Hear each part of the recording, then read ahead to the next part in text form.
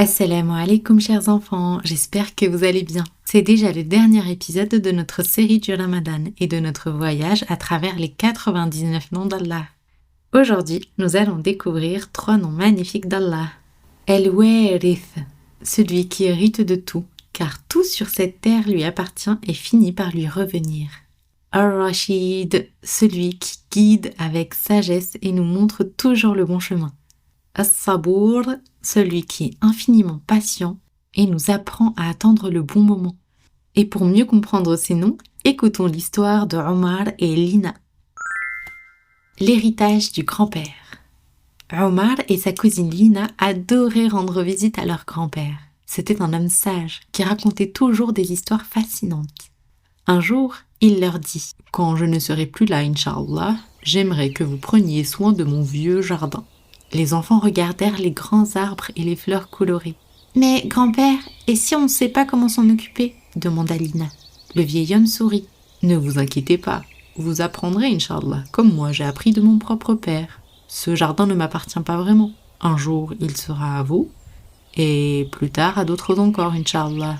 Tout finit par revenir à celui qui possède tout, car c'est lui, El-Warith, l'héritier ultime. » Les enfants se regardèrent. « C'est comme un trésor qu'on doit protéger » demanda Omar. « Exactement. Nous ne sommes que de passage. Nous devons préserver ce que nous recevons pour ceux qui viendront après nous. » Les années passèrent. Le grand-père retourna à son seigneur, rahimahullah.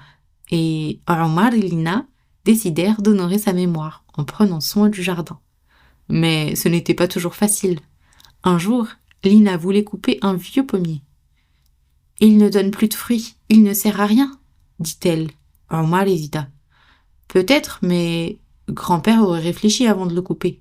Il ne prenait jamais de décision à la hâte. » Ils demandèrent conseil à un voisin jardinier qui leur expliqua que certaines branches du pommier étaient encore vivantes. « Si vous le taillez doucement et que vous êtes patient, il pourrait refleurir. » Omar hocha la tête. « Alors, soyons sages et attendons, comme nous l'a appris grand-père. Allah est Ar-Rashid, celui qui guide avec sagesse. Il nous montre toujours le bon chemin. » Omar et Lina suivirent son conseil. Quelques saisons plus tard, le pommier donna de nouveaux fruits. « Tu avais raison, Omar » s'exclama Lina. « Ce n'est pas moi, c'est la patience » répondit-il en souriant. Puis, il ajouta en regardant le ciel. « Comme le pommier, nous devons apprendre à grandir à notre rythme. Allah est As-Sabour, il est infiniment patient avec nous. Il nous donne le temps de nous améliorer et d'apprendre. » Alors, que nous apprend cette histoire ?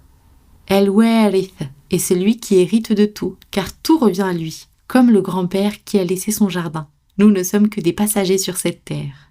Ar-Rashid est celui qui guide avec sagesse, comme le grand-père qui réfléchissait avant d'agir. Allah nous montre toujours le meilleur chemin.